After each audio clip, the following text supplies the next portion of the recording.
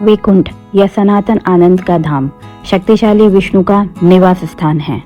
हिंदू पौराणिक कथाओं के अनुसार इसे सबसे उच्च आध्यात्मिक लोक माना जाता है जिसे प्राप्त किया जा सकता है। इस अद्भुत लोक के प्रवेश द्वार की रक्षा जुड़वा देवता जय और विजय करते हैं। एक दिन 4 कुमार जिनके नाम सनक, सनंदन, सनातन और सनत कुमार थे, वैकुंठ के द्वार पर पहुंचे।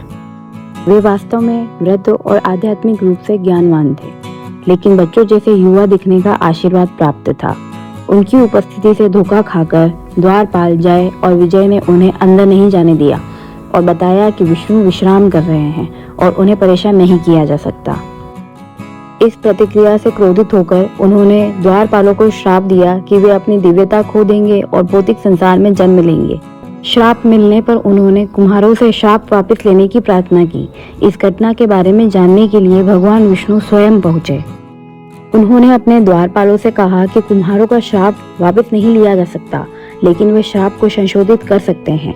उन्होंने उन्हें 2 विकल्प दिए, या तो वे 7 बार विष्णु के भक्तों के रूप में जन्म लेंगे या 3 बार विष्णु के शत्रु के रूप में भौतिक संसार में जन्म लेंगे।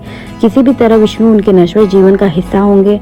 जय और विजय अपने स्वामी से 7 जन्मों के लिए दूर होने की कल्पना भी नहीं कर सकते थे, इसलिए उन्होंने 3 बार उनके शत्रु के रूप में जन्म लेने के लिए सहमति दी।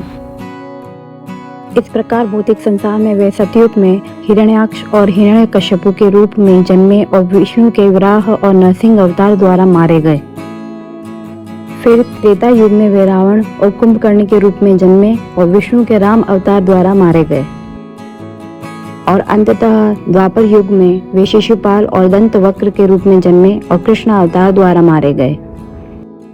अंततः सब कुछ सुखद अंत के साथ समाप्त हुआ और जुड़वा द्वारपालों ने अपनी भूमिकाएं फिर से शुरू की और माना जाता है कि वे अमर हो गए। वे मूल रूप से अच्छे लोग थे, इसलिए हम जानते हैं कि ऐसा होना ही था।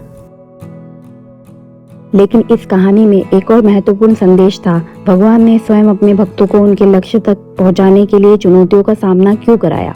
प्रस्ताव उच्च जोखिम उच्च लाभ था।